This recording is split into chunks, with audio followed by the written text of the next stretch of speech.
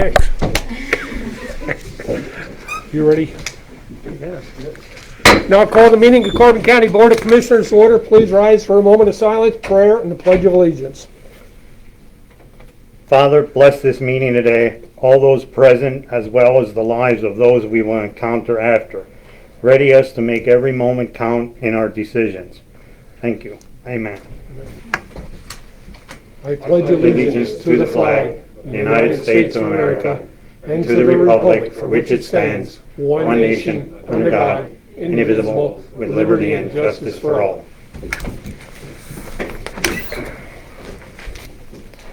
These proceedings are being recorded for the sole purpose of constituting the accuracy of written minutes. Tapes are reused, eliminating recorded records of these proceedings. Approval of the minutes of the previous meeting held April 30th, 2020. Move to approve. Second. Mr. Honor? Yes. Mr. Lukasevich? Yes. Mr. Notstein? Yes. Are there any guests concerning county business at this time? Hearing none, we'll move on. Before we even start our meeting, I'd just like to mention again today that if you notice, a lot of us in the room here have green on, and that's in honor of Light the Way for Mental Health Month, for the month of May, to recognize the workers and mental health field and all the victims of mental health issues, and bring more awareness to the public on mental health and to seek out help. Help is available. All you have to do is call and reach out to the proper people. We did hand out some flyers in that last week, and we talked a little bit about the green light for mental health. I saw some pictures this morning from Bob Ford of the Times News of the courthouse from two different angles with all the green lights on it. I must say it really looks nice. Looks even better at night, in person than it does in the paper. So we wanted to take the time to recognize Mental Health Month. So, okay, we can move on. There were 3 executive sessions held, one on May 4th, 2020, and 2 on May, that was at 1:30 p.m., 2 on May 5th, one at 1:30 and one at 2:30, and they were all for personnel reasons. The next item is the department reports, the budget transfers. Move to approve. Second. Mr. Honor? Yes. Mr. Lukasevich? Yes. Mr. Notstein? Yes. There were no supplemental appropriations. Expenditures, approval of check numbers 212993 through 213005 for expenditures for the general fund clearing account totaling $1,553,735.11. So moved. Second. Mr. Honor? Yes. Mr. Lukasevich? Yes. Mr. Notstein? Yes. The treasurer's report. Move to approve. Second. Mr. Honor? Yes. Mr. Lukasevich? Yes. Mr. Notstein? Yes. At this time, we'll recess our meeting of the commissioners. And I'll call the monthly meeting of the salary board to order. Just for note, Controller Severchek is not here today. This item is the approval of the minutes of the salary board meeting held April 2nd, 2020. Move to approve. Second. Mr. Honor? Yes. Mr. Lukasevich? Yes. Mr. Notstein? Yes. Are there any guests concerning salary board business at this time? Hearing none, we'll move on. The report of executive sessions held. There was one executive session held on May 4th, 2020 at 10:30 a.m. Next item is the clerk of courts. Oh, No. no, sorry. No. Okay, the first item is to change the rate of one clerical specialist from $11.16 per hour, grade 4, step B, to $10.84 per hour, grade 4, step A, effective May 7th, 2020. Move to change the rate. Second. Mr. Arner? Yes. Mr. Lukasevich? Yes. Mr. Notstein? Yes. Change the rate of one collection clerk 2 from $11.72 per hour, grade 5, step B, to $11.38 per hour, grade 5, step A, effective May 18th, 2020. Move to change the rate. Second. Mr. Honor? Yes. Mr. Lukasevich? Yes. Mr. Notstein? Yes. Prothonotary, Mrs. Semmel? Good morning. Morning. Morning. Change the rate of 1 second deputy from $20.69 per hour, grade 7, step R, to $14.55 per hour, grade 7, step F, effective May 7th, 2020. I'll second. Mrs. Semmel? Yes. Mr. Honor? Yes. Mr. Lukasevich? Yes. Mr. Notstein? Yes. Thank you. Okay. Change the rate of 1 clerk PFAD coordinator from $13.45 per hour, grade 6, step E, to $11.95 per hour, grade 6, step A, effective May 11th, 2020. I'll second. Mrs. Semmel? Yes. Mr. Honor? Yes. Mr. Lukasevich? Yes. Mr. Notstein? Yes. Thank you. Area Agency on Aging, change the rate of one aging care manager supervisor 2 from $19.82 per hour, grade S9, step A, to $21.03 per hour, grade S9, step C, effective May 7th, 2020. Move to change the rate. Second. Mr. Honor? Yes. Mr. Lukasevich? Yes. Mr. Notstein? Yes.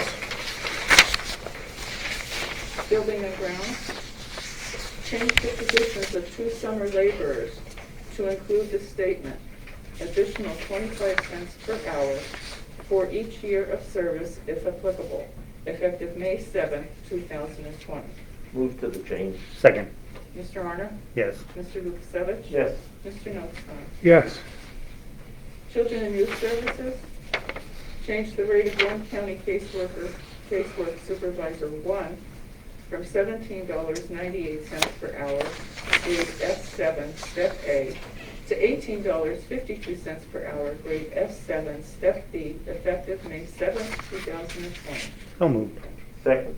Mr. Honor? Yes. Mr. Lukasevich? Yes. Mr. Notstein? Yes. Abolish the position of one county caseworker 2 at $17 per hour, grade 12, step C, effective May 11th, 2020. Move to abolish. Second. Mr. Honor? Yes. Mr. Lukasevich? Yes. Mr. Notstein? Yes.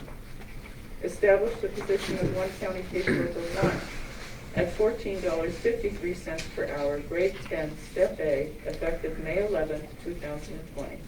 Move to establish. Second. Mr. Honor? Yes. Mr. Lukasevich? Yes. Mr. Notstein? Yes.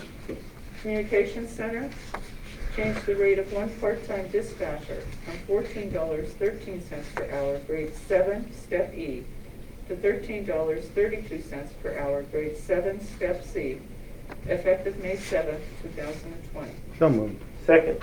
Mr. Honor? Yes. Mr. Lukasevich? Yes. Mr. Notstein? Yes. Parks, establish the position of one temporary seasonal park ranger 2 at $10.63 per hour, grade 3, step B, effective May 7th, 2020.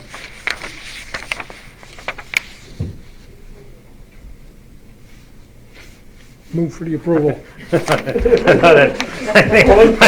Since he's on the part of it. Wake them both up. So moved. Second. Okay, Mr. Arnold. Yes. Mr. Lukasevich. Yes. Mr. Notstein. Yes. Establish the position of one temporary park attendant at $9.25 per hour, effective May 7th, 2020. So moved. Second. Mr. Arnold. Yes. Mr. Lukasevich. Yes. Mr. Notstein. Yes. The Liquid Fuels Program, change the rate of 3 summer supervisors from $12 per hour to $12.50 per hour, effective May 7th, 2020. Move to change the rate. Second. Mr. Arner. Yes. Mr. Lukasevich. Yes. Mr. Notstein. Yes. Abolish the position of 6 summer laborers at $9 per hour, effective May 7th, 2020. So moved. Second. Mr. Arner. Yes. Mr. Lukasevich. Yes. Mr. Notstein. Yes. increase the rate of 12 summer laborers from $9 per hour to $9.50 per hour effective May 7, 2020. So moved. Second. Mr. Honor? Yes. Mr. Lukasevich? Yes. Mr. Notstein? Yes. Corrections, Teamsters, abolish the position of one sergeant temporarily at $24.27 per hour effective May 7, 2020. Move to abolish. Second. Mr. Honor? Yes. Mr. Lukasevich? Yes. Mr. Notstein? Yes. Is there any further business for the salary board? Hearing none, meeting adjourned. At this time, we'll reconvene your weekly meeting of the commissioners. Next item is the personnel report. Move to approve. Second. Mr. Honor? Yes. Mr. Lukasevich? Yes. Mr. Notstein? Yes. Correspondence was received as listed. Copies will be made available to the press upon request. Advertising. For approval, authorize the advertisement of the invitation to bid for the correctional facility water storage tank maintenance project. Move to approve. Second. Mr. Honor? Yes. Mr. Lukasevich? Yes. Mr. Notstein? Yes. The release of funds, Family Promise. For approval, authorize the advertisement of the finding of no significant impact and the request for the release of funds for the Family Promise Homeless Facility Acquisition fiscal year 2018. Move to approve. Second. Mr. Honor? Yes. Mr. Lukasevich? Yes. Mr. Notstein? Yes. CCT Lanta for adoption and execution, the updated fiscal year 2020-2021 state operating financial assistance resolution, certifying operating assistance in the amount of $273,126 and matching funds of no less than $40,969, which represents a grant fund increase of $7,205. So moved. Second. Mr. Honor? Yes. Mr. Lukasevich? Yes. Mr. Notstein? Yes. For adoption and execution, the fiscal year 2020-2021 local match certification resolution, certifying the required matching funds of $40,969 will be secured no later than the end of fiscal year 2020-2021 to match the requested Section 1513 funds. This is an increase of $1,080. Move for adoption and execution. Second. Mr. Honor? Yes. Mr. Lukasevich? Yes. Mr. Notstein? Yes. Children and Youth, for approval and execution of fiscal year 2019-2020 purchase service agreement with Affinity Forensic Services doing business as Pennsylvania Forensic Associates of Reading, Pennsylvania, as per the attached rates. Move to approve and execute. Second. Mr. Honor? Yes. Mr. Lukasevich? Yes.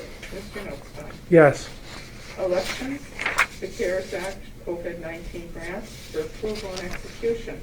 Submission of the notice of intent to apply for CARES Act grant funds in the amount of $30,904.48 for increased election expenses due to COVID-19 for the period of January 20th, 2020 through December 31st, 2020. Move for approval and execution. Second.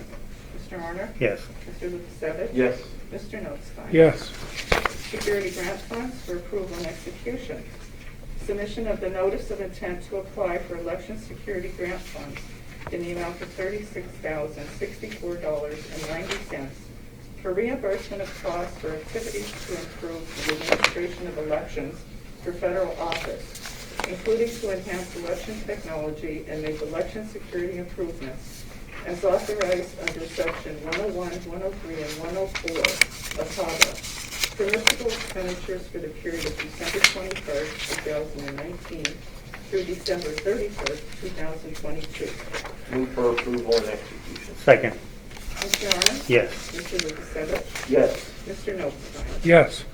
Human Services for acceptance the fiscal year 2019-2020 State Food Purchase Program 5th distribution payment as submitted by Shepherd Health Incorporated. So moved. Second. Mr. Honor? Yes. Mr. Lukasevich? Yes. Mr. Notstein? Yes. For acceptance the fiscal year 2019-2020 State Food Purchase Program third quarter expense and data report as submitted by Shepherd House Incorporated to the Department of Agriculture. So moved. Second. Mr. Honor? Yes. Mr. Lukasevich? Yes. Mr. Notstein? Yes. Lehigh Ambulance Association for ratification. Letter of support designating Lehigh Ambulance Association Incorporated of Lehigh, Pennsylvania as the centralized coordinating entity for Carbon County for the naloxone program for first responders. So moved. Second. Mr. Honor? Yes. Mr. Lukasevich? Yes. Mr. Notstein? Yes. Planning and Development for approval and execution. Revision number 2 for Franklin Township CDBG fiscal year 2017 reallocation of funds. Move $40,002.79 from street improvements, Red Hill Road Phase 1, to drainage improvements, Red Hill Road Phase 1. So Move moved. for approval for next. I'll second. Mr. Honor? Yes. Mr. Lukasevich? Yes. Mr. Notstein? Yes. Citizens Participation Plan for adoption and execution. Adoption of the Carbon County Citizens Participation Plan and resolution. Move for adoption in resolution. Second. Mr. Honor? Yes. Mr. Lukasevich? Yes. Mr. Notstein? Yes. Hazard mitigation for approval and execution. United States Department of Homeland Security Federal Fiscal Year 2019 Pre-Disaster Mitigation Grant Agreement between the Pennsylvania Emergency Management Agency and the County of Carbon.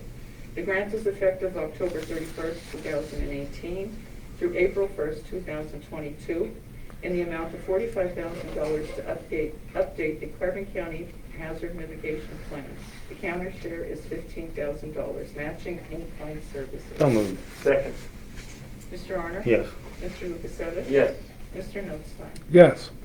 A service agreement for 911 for approval and execution, renewal of the maintenance support agreement with CK Alarm Systems of Mountaintop, Pennsylvania to provide 24/7 hardware support on the Honeywell digital receiver and emergency software support through MicroKey Solutions on the 911 alarm monitoring system at a cost of $3,240 per year.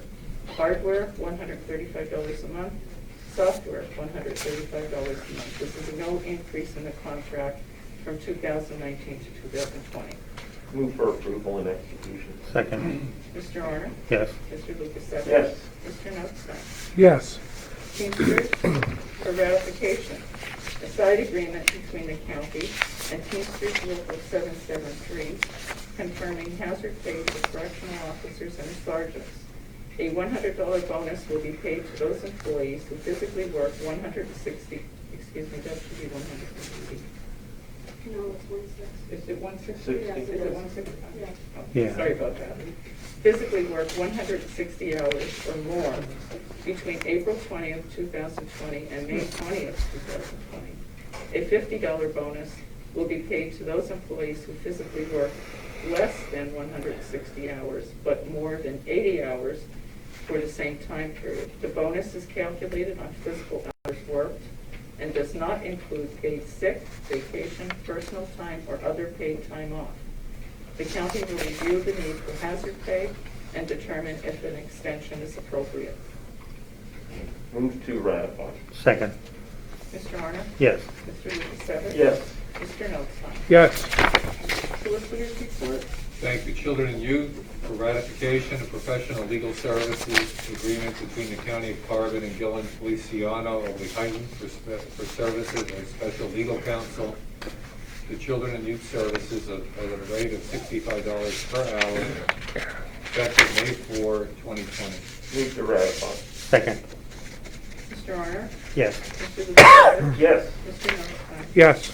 Agreement termination for ratification, authorize the termination of an agreement with Strubinger Law of Palmerton for professional legal services to Carbon County Children and Youth Services effective May 1, 2020. Move to ratify. Second.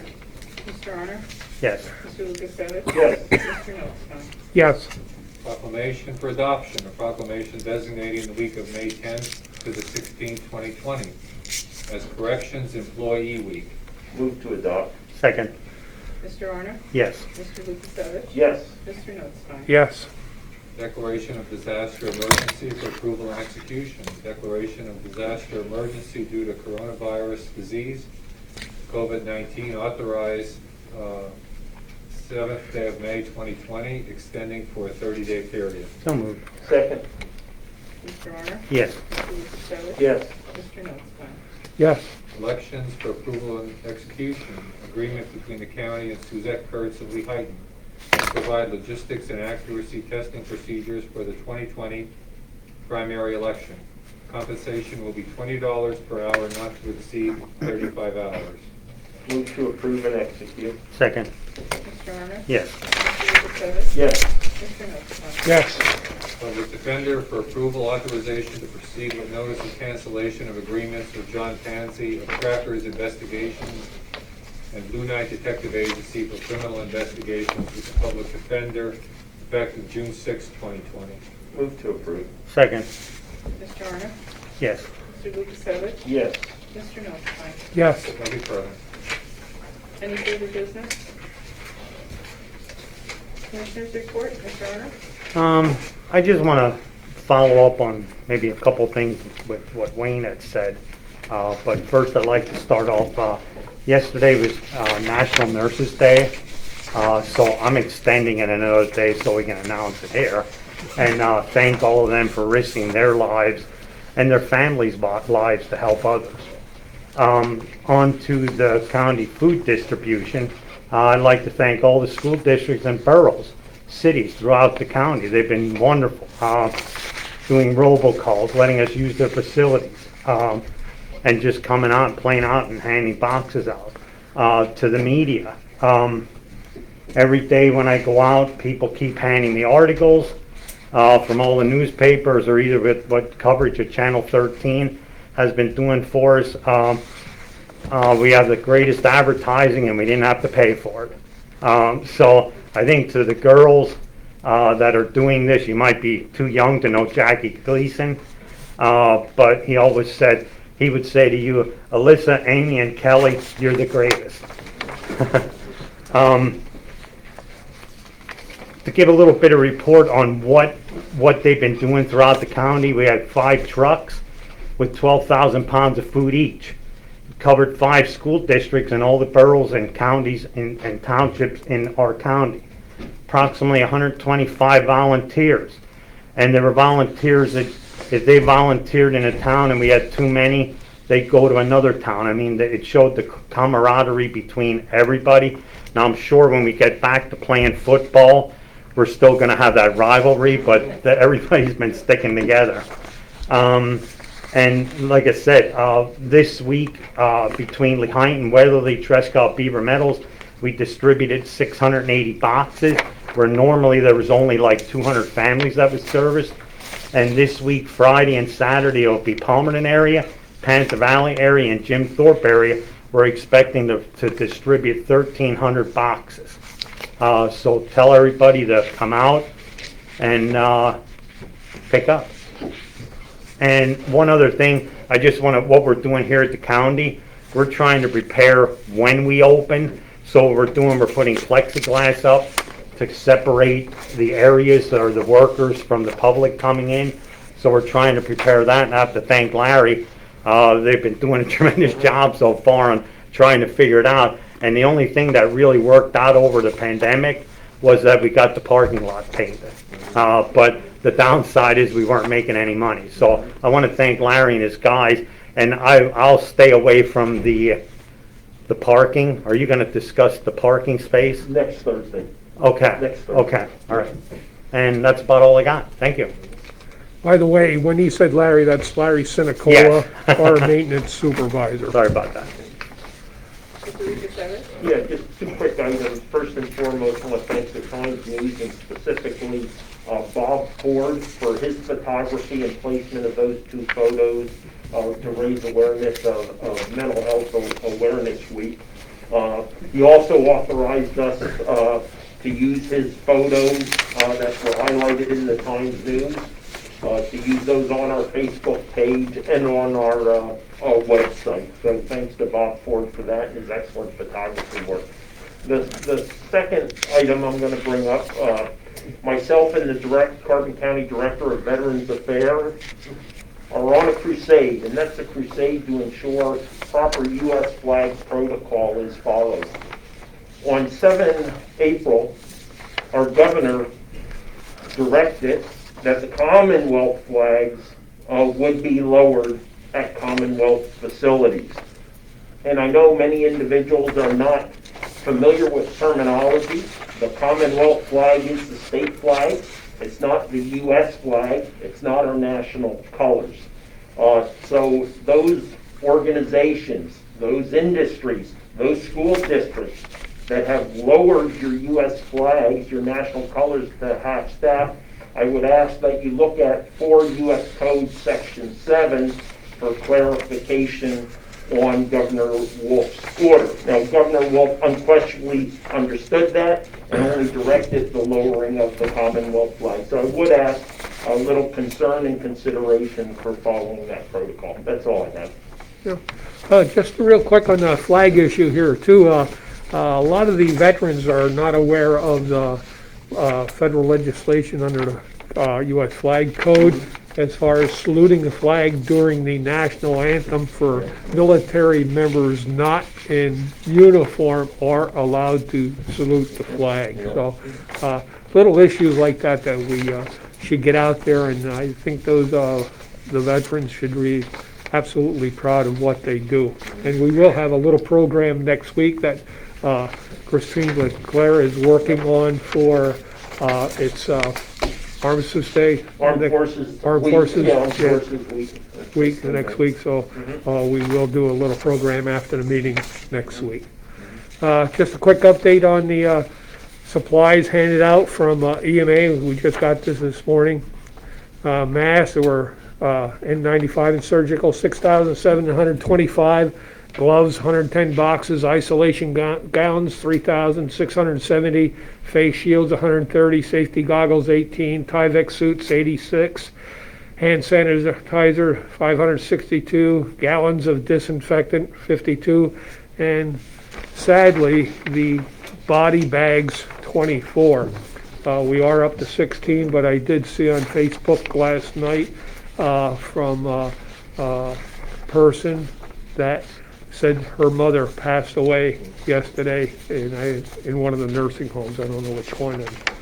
But it's sad that it's been a terrible year as far as the coroner's office, and the caseload that they are handling has really been over the top compared to other years between the COVID-19 and suicides and even drug overdoses. Looks like we're seeing an increase in those calls again, and maybe in a month or two, I don't know what appropriate time would be to go back to the comm center and compare some of the calls we've had in the last couple of months maybe to what we had previously or other years. So it's not good, no matter how we look at it. Let's see. The one thing I did want to talk about, I know Amy Miller had the questioned us on a few things, and one of the things was the corrections employee weeks and why we should recognize them. For number one, these people are not dealing with the nicest people in the world.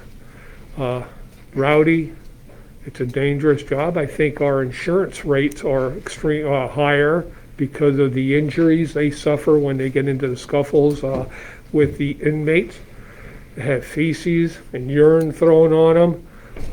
It's just not a pleasant job a lot of times, and the people you're dealing with. Not all inmates are like that, but it's that small percentage that really makes that a hazardous job. So we do want to take time today to recognize them a little bit for what they do in the prison there, and the things they have to put up with, and the things that they see is not the most pleasant. Even going down to showering, a lot of inmates don't even want to bother taking a shower, so it gets pretty bad when you have to force them to because of the body odors, etc. So we do honor them, we do thank them for their service, and in Amy's question, it's always good to why we do it. it's always good to recognize our employees from time to time, and I don't think we do that enough with a lot of the departments. So we'll have to pay more attention to that throughout the upcoming years. As long as this board is here, I would, and any future boards, I think would agree that we don't do enough of that. So we'll have to work on that one. One of the other questions, the 911 system. I want to talk about that a little bit. Most people are not aware of the 911 monitoring system we have with fire alarms, burglar alarms, etc. And we're one of the few counties that do that. That the call goes directly to the communication center, and that's why we have to upgrade the system. It cuts out the middle person, and in my opinion, we can't advertise it because we're an entity, a public entity, but this way, when they hook up an alarm system, it goes directly to the comm center. The dispatcher or the person doing the recording of the information puts it directly in the county, and who knows better than our county employees where these locations are between GIS and mapping and that, and the pertinent information that they may require compared to a company that is being monitoring these systems from out of state. So it's one of the services that we provide at the county level that most people are not aware of. Okay, and one of the other questions that Amy had, and I'm taking up her time under news media, but we'll get it on record, is what is the Citizens Participation Plan Resolution? That's for any CDBG funding that we have. It's a requirement. Have to have time for the public hearings and public input for these grants, and that is a requirement for these new grants under the CARES Act, etc. So, as far as the homeless grant, I'm not sure what the status is on that. I told her she should contact Dave Bodner for an update unless you have something, Yeah, I Chris. just spoke to Dave Okay. right before the meeting. So first and foremost, the significant impact was actually an environmental impact to determine if the specific purpose and use of the funds would create or have a negative impact on the environment. That's a requirement that is being done. In addition, we're notifying the public of a public comment period that will open up for this specific grant, funds being transferred to Family Promise. That will run till about the end of May. Then DCED will have a 2-week period to further review any public comments. And then we could expect, unless there's some hiccups in the process, that no earlier than about 15 June, that money, we'd be able to release the money to Family Promise. Okay. 2 more items, I hope that's right. And you saw in there, Lehighton Ambulance Association, the letter of support. For the last 2 or 3 years now, they have been the pass-through for the Narcan distribution to the fire, police, county agencies, correctional facilities, sheriff's department, adult probation, as well. And they take care of the distribution and the reporting system, and they periodically send us an update, quarterly update with how many have been used, how many were distributed, and the police or anyone using it that gets it through this program is required to fill out a report, and that is tracked by the state. So the only other thing I have is I did participate in a conference call yesterday with Senator Casey with several other county commissioners, getting an update from what's happening in the different counties. It wasn't a long conversation, but one of the things I did bring up that none of the other commissioners did was, as you see in the correspondence today, some of our fire departments in particular that do a lot of fundraising are starting to hurt now. Some do a lot more than others, but they're very diversified here in Carbon County. A lot of municipalities have contributed a lot more or pay their work. Well, they have to pay by workman's comp by law, but they'll give them contributions, but do not cover their cost of their heating, electric bills, insurances on their facilities. A lot of these fire companies buy their own equipment, et cetera.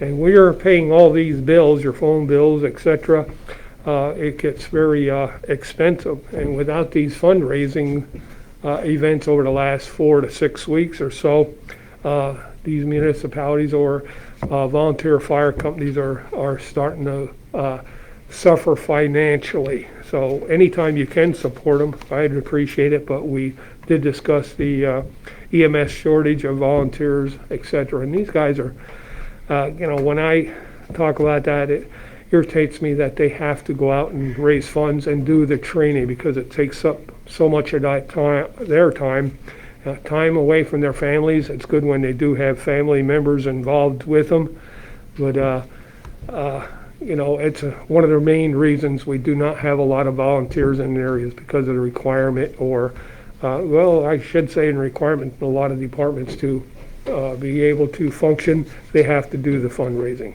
So that's all I have. It was enough for one day, I think. Meeting adjourned.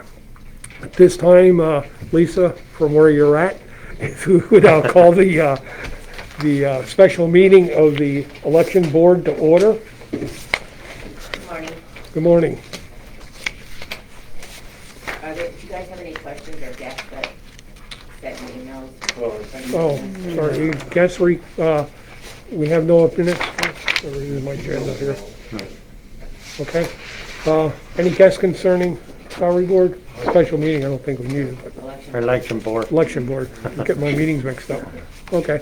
Not Lisa, I'll turn it over to you. Okay, consolidation of the voting districts, a resolution for adoption and execution, resolution for consolidation of applicable voting districts for the 2020 primary election. Yeah, I'll move to adopt and execute. And I'll second with an explanation. Do you have an explanation of all the poles that are connected? Mr. Arner? I don't know if you wanted that question. So discussion then. Yeah, like if you can explain a little bit to everybody, like So basically, the Department of State gave us the okay, because of the lack of poll workers with the virus. Most of, probably 80% of our poll workers are over the age of 60. And, they're nervous, and I don't blame them. So they're giving us an option that we can consolidate up to 60% of our polling places, which would be about 25 polling places from 51. We did do that, but it's to 31.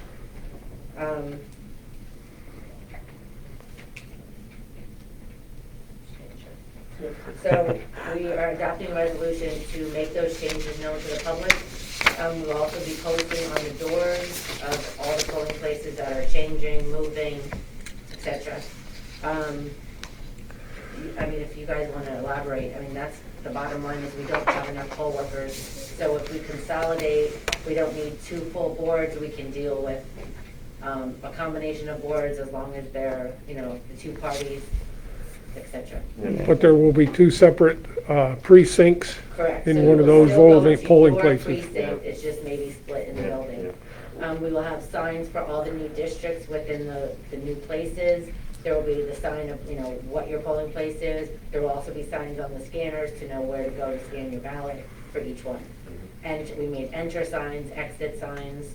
The Department of State is also giving us 65%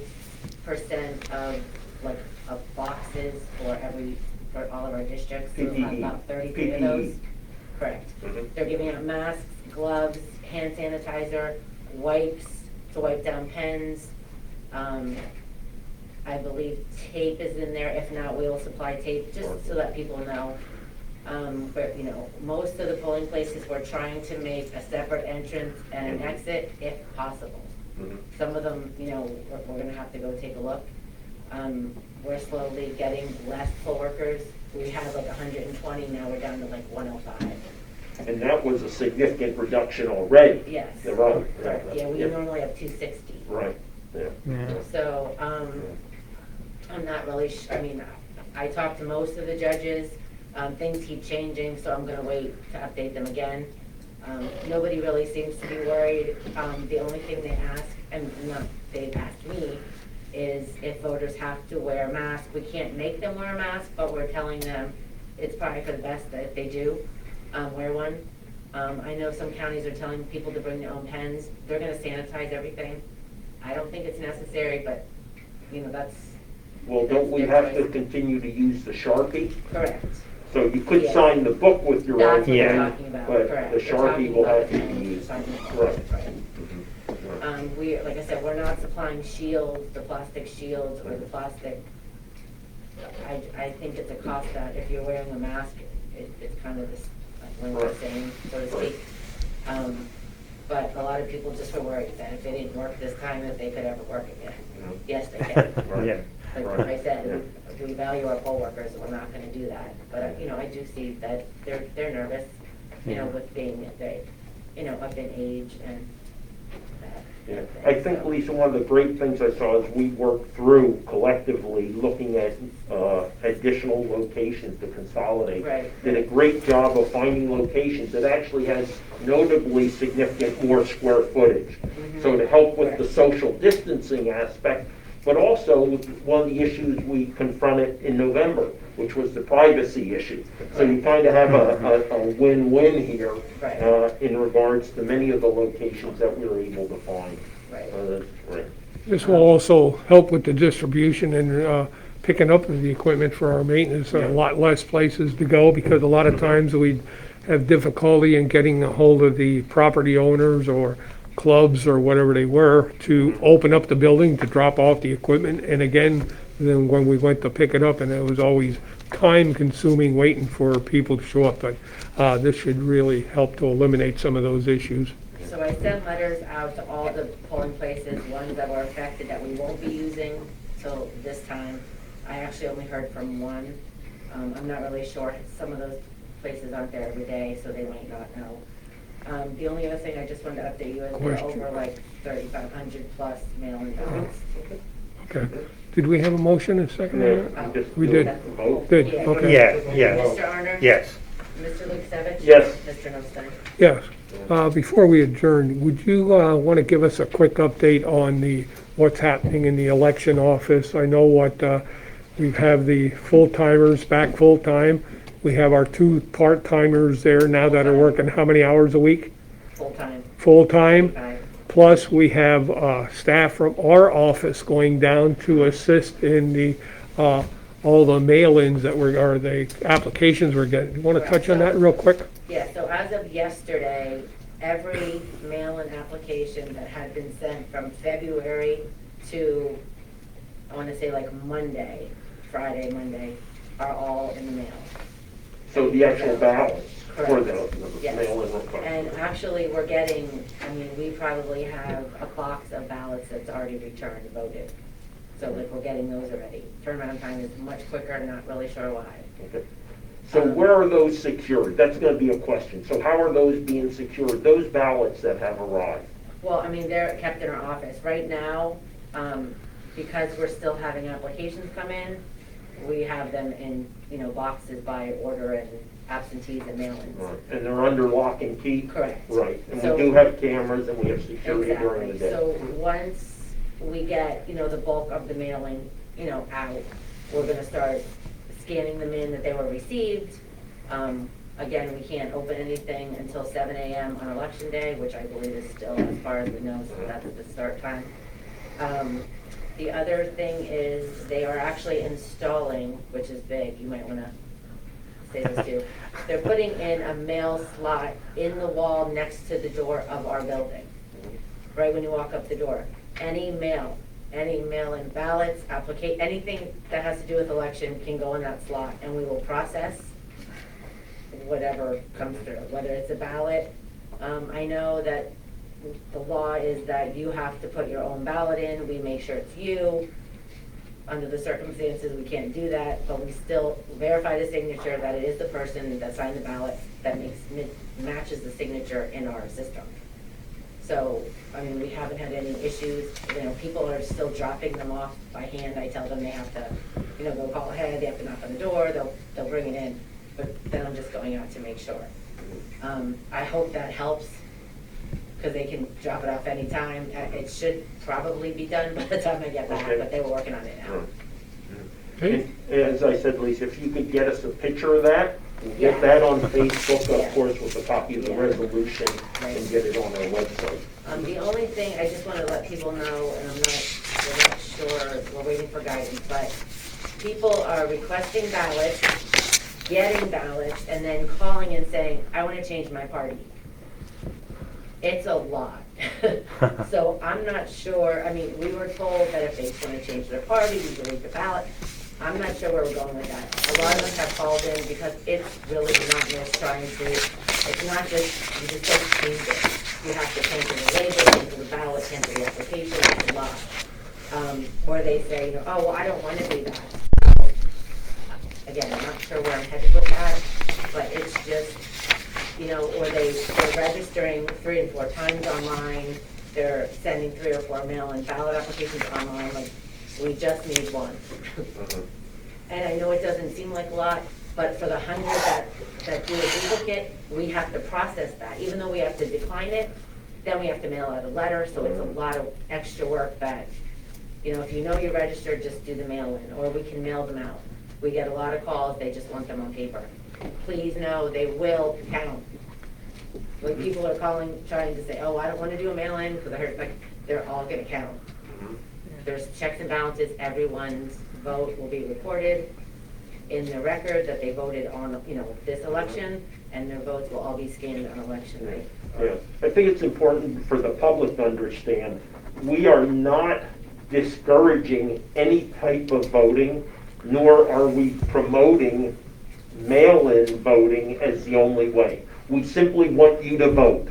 Understand the situation we're in with COVID-19. Be conscientious of that, be safe, be considerate of others. But again, mail-in ballots, come to the polls, do it safely, but at the end of the day, it's about voting Right. and getting people out. Yeah, and I think like they really did, I mean, they did a great job and Chris was working with them on it. And I think Lisa hit it on the head. If you apply, don't apply again. I mean, when this all started off, it was like a scary thing that we might not even had any poll workers at all, and it would have went to all mail-ins. And I mean, for myself, I didn't put a mail-in, I'm gonna go and vote, and I like doing that, but there's a lot of people that wanna mail in, but it's really clogging the network up if you're applying twice, or you even had some that they said that they put in and they're not even registered. You know, that's an issue. So I think the procedures that are done should be followed, that it would help you, because you don't need another 500 emails or applications that are not needed. Right, we're getting a lot of calls. Like I said, we can mail out anything. We don't push them to do the computer, but we push, like, if you can, we can email the application instead of mailing it, just because it's quicker. Most people say they don't have a computer, but when you offer it, then all of a sudden it's there. So we get a lot of those. But like I said, it's just, that's what's inundating our issue, is that people are doing it 2 and 3 times, and it's taking so much longer to process.